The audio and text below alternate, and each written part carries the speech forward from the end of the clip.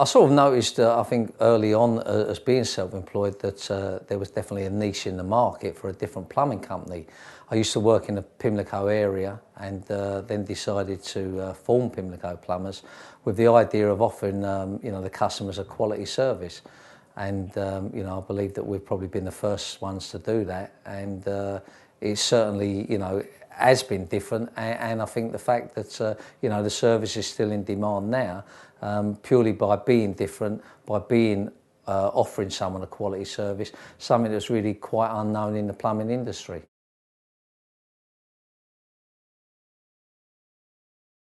When I first sort of got going, we've had no outside funding, and fortunately, even to this day, we've never had none. I'm not a great believer in banks.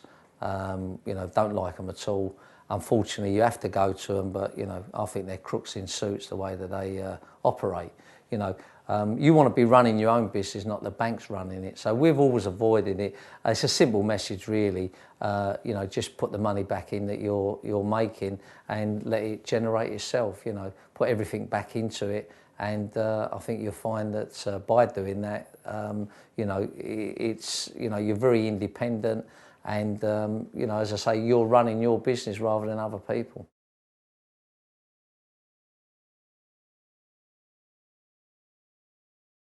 As much as you need to worry about how much is coming in. I mean, that's not the real problem. The problem is how much is going out.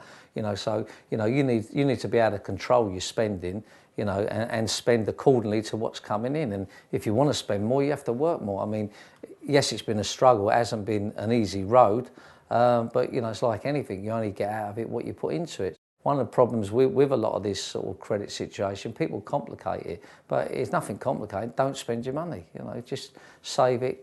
Put it back into the business on a gradual basis, and let the other people waste their money. Keep eye on your money.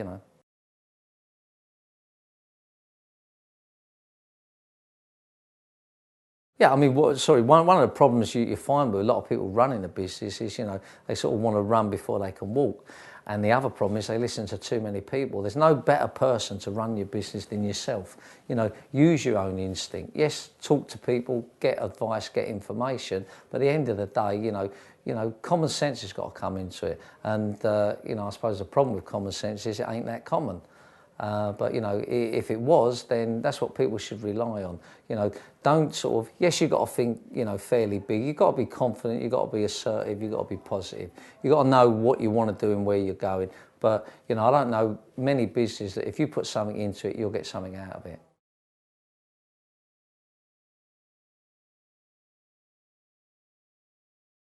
I think a great business tip is the more you can do in-house, then great. But the most more important, what I would say to anyone, is get the right people to do it. That's the important thing. One of the problems with a lot of people running a business, they think they're jack of all trades. They think they can do the marketing, PR. Well, believe me, you can't. You need people that can do it. And a lot of people can't recognise, that they ain't no good at this. It can have a vice versa effect. And it's very important. That's why you have the top people. We actually use Max Clifford, who's world renowned for the best in the business that he does, and he works for Pimlico Plumbers. And there's nobody can do the job like these people. So you have to go to the people that are experts in the business. It's important, I think, not to lose touch with what you're actually doing. And, unfortunately, with a lot of companies, they get to the top, they sort of disappear, they leave it to other people, and, you really got no one to steer the ship. So I think it's important, a successful business, if you're hands-on, then, if it gets to the top, then, obviously people look at you as the man that's made it there, and if it sinks, you're also the one. So I think it's really a case of being genuine with people, letting them know that you're prepared to work, you're prepared to do something, and I think it's really a case that people then look at it that this is real life. This isn't like someone making up a story.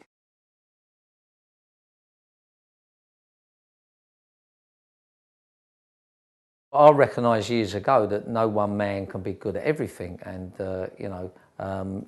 there's loads of different departments that we've got expert people doing it, and my knowledge would be a waste of time. So I think it's very important that you recognise your strong points and your weaknesses, and again, it ain't difficult, to work that out. I think that I'm good at sort of making decisions. I think I'm good as a leader, but put me out in accounts, I probably couldn't add up, and that's why we get other people to do it, So it's important to know your strong points and important to trust other people and let them do the role.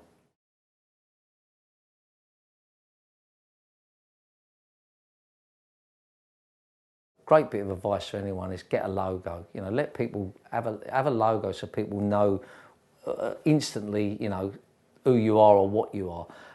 From there, just continuously using that and brand it all and everywhere you can, so that people recognise it. The next thing you want to get is recognition. You must get, people must know of you. You may be a great company, someone don't know of you. It's pointless.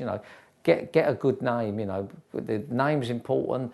The logo's important. You've got a couple of good things then to build off of, and then you've got to get the recognition.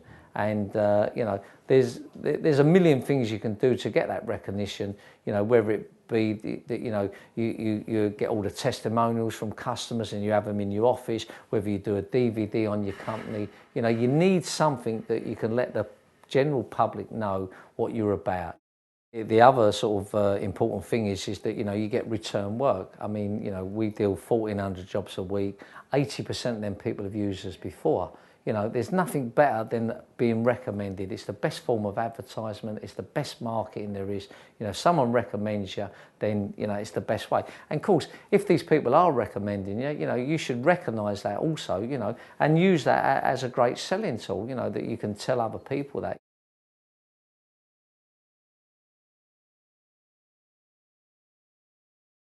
We've had a recession in the past, in the early 90s, that was really bad. We had to change a lot of things.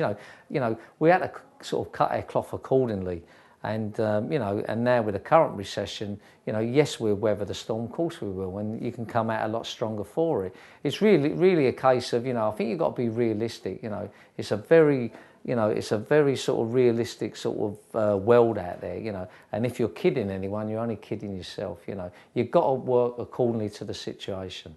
Certainly by getting rid of all the dead wood, and recruiting less people and really recruiting people that was prepared to sort of battle away. I mean, there's a million sort of people out there that are just waste of time.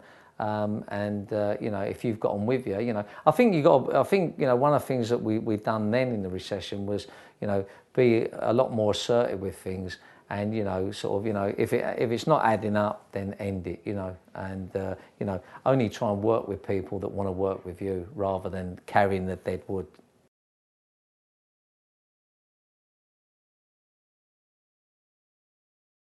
As far as people trying to approach Pimlico to buy us, it happens all day and every day, and it's happened, from once we was up and running after a year or two. We would like to get involved. We would like to do this. We would like to do that. Well, we have a great policy. We're not going to let anybody cream off of us. Everything that is about Pimlico, it's a family business. It goes back into it. We don't need no nuisances from the outside trying to get involved in it. We've been going 30 years. We're dealing with sort of 1,400 jobs a week. Why do I want some nuisance in, messing things up? It's something that, we don't even consider.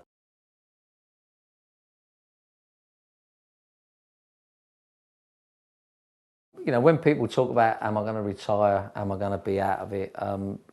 When I'll be going out of it in my box. So, it's a family business, and I want to be involved with it and continue to make it grow. It's given us myself and a lot of our employees, a very sort of nice, luxurious life out of it, and we want that to continue, and I want to sort of pass it on to the next generation. So, my exit will be in a box.